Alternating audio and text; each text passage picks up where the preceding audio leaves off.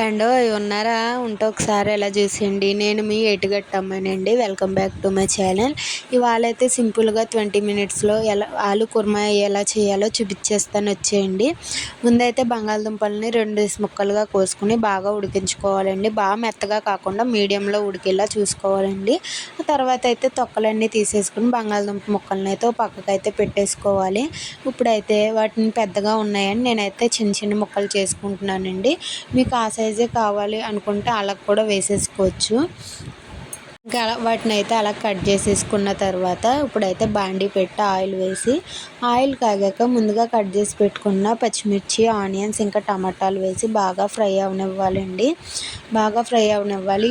ఇవి ఫ్రై అయ్యేలోపు దీంట్లోకి మసాలా అయితే ప్రిపేర్ చేసేద్దాం. దాంట్లో మసాలా గురించి అయితే 4 టేబుల్ స్పూన్ల పెరుగు అయితే తీసుకోండి. దాంట్లోనే రుచికి సరిపడా కొంచెం సాల్ట్ ఇంకా కారం అయితే యాడ్ చేసుకోండి. అందులోనే కొంచెం చికెన్ మసాలా కూడా వేసి ఉండలు లేకుండా మెత్తగా అయ్యే విధంగా స్పూన్తో బాగా మెదుపుకుని బాగా కలుపుకోవాలండి. ఈ గ్రేవీ అనేది కూరకి వేరే లెవెల్ టేస్ట్ ఇస్తుందండి. టేస్ట్ మొత్తం చాలా డిఫరెంట్గా టేస్టీగా ఉంటుందండి. ఒకసారి మీరు కూడా ఈ విధంగా ఇంట్లో ట్రై చేయండి. లోపు అయితే ఆనియన్స్ బాగా మగ్గిపోయినాయి కదండి, అందులోనే ఈ పెరుగు మిశ్రమాన్ని అయితే వేసేసుకుని బాగా మిక్స్ చేసుకోవాలండి. బాగా మిక్స్ చేసుకుని దాంట్లోనే ఒక గ్లాస్ వాటర్ అయితే యాడ్ చేసుకోండి.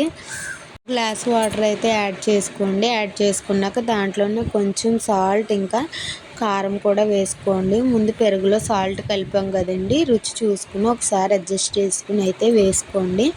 ఇప్పుడైతే ఉప్పు కారం కూడా వేసుకున్నాక మళ్ళీ ఒక గ్లాస్ వాటర్ అయితే వేసి బాగా మిక్స్ చేసుకోవాలండి. బాగా మిక్స్ చేసుకున్నాక ఇప్పుడైతే ముందుగా ఉడికించి పెట్టుకున్న బంగాళదుంప ముక్కలను అయితే ఇందులో వేసేసుకోండి. వేసుకుని మళ్ళీ ఒకసారి బాగా మిక్స్ చేసేసుకుని మూత పెట్టేసి మీడియం ఫ్లేమ్లో 10 నిమిషాలు అయితే బాగా కుక్ అవనివ్వండి. 10 నిమిషాలు అయిన తర్వాత మూత తీసి చూస్తే చూడండి, కూర అనేది ఆయిల్ పైకి తేలితే ఎంత బాగా కుక్ అవుతుందో. ఇప్పుడైతే దాంట్లో ముందుగా దంచి పెట్టుకున్న అల్లం వెల్లుల్లిపాయ పేస్ట్ ఇంకా కొంచెం చికెన్ మసాలా అయితే వేసుకుని మళ్ళీ ఒకసారి అయితే బాగా మిక్స్ చేసుకోవాలండి. మిక్స్ చేసుకుని కూర అయితే చాలా అంటే చాలా బాగుంటుందండి. ఒకసారి అయితే ఇలా చేయండి. ఇప్పుడు రొటీన్గా ఏం తింటామండి. ఇప్పుడైతే దాంట్లో ముందుగా తరిగి పెట్టుకున్న కొత్తిమీర కూడా యాడ్ చేసి మళ్ళీ ఒకసారి అయితే బాగా మిక్స్ చేసుకోవాలండి.